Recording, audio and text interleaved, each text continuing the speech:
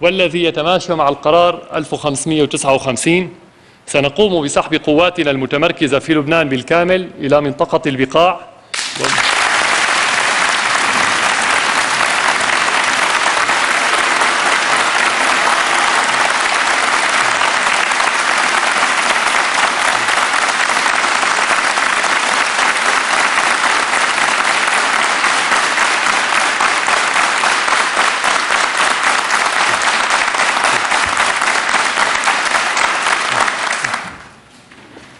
سنقوم بسحب قواتنا المتمركزة في لبنان بالكامل إلى منطقة البقاع ومن ثم إلى منطقة الحدود السورية اللبنانية. واتفقت مع رئيس الجمهورية اللبنانية السيد إميل لحود على أن يجتمع المجلس الأعلى السوري اللبناني في بحر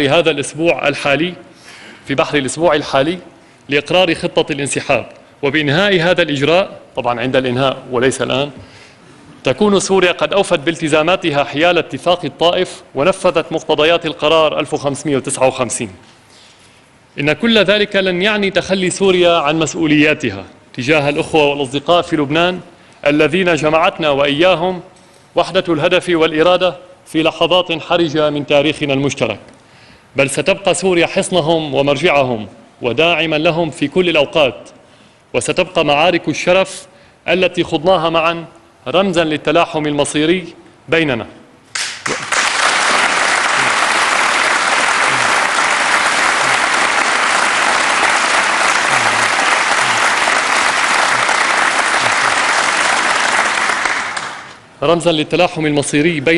والذي سيتعزز في المستقبل بعون الله. وأقول لهم إن 17 أيار الجديد يلوح بالأفق، فاستعدوا لمعركة إسقاطه كما فعلتم قبل عقدين ونيف.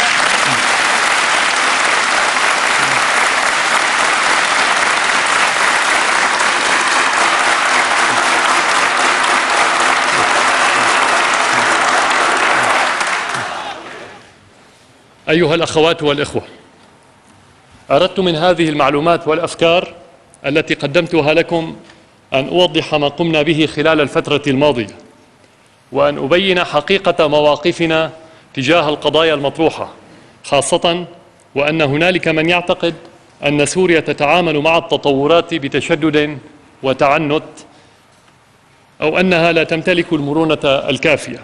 وفي الواقع وكما شرحت فإن سياستنا تقوم على التعامل مع الآخرين سواء كانوا دولا كبرى أم صغرى على قاعدة الصداقة والاحترام المتبادل، وعلى أن الحوار الموضوعي كفيل بحل جميع المشكلات القائمة.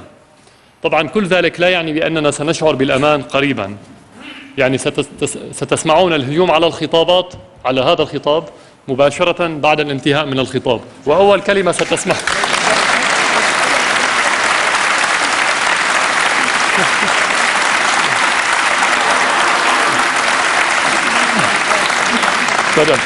لذلك قبل أن يقولوا لا يكفي سنقول لهم لا يكفي.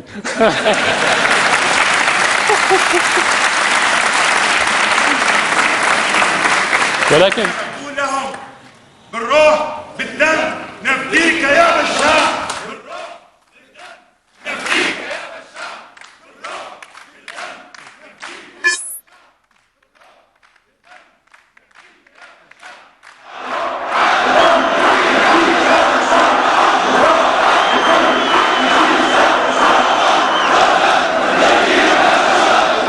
نفديك. ولذلك وفي مثل هذه الظروف، وطبعا في كل الظروف لكن خاصة في مثل هذه الظروف، يجب أن نحاول دائما أن تبنى القرارات كمثل هذا القرار وغيره على القاعدة الشعبية. عندما نكون نحن متوحدون دولة وشعبا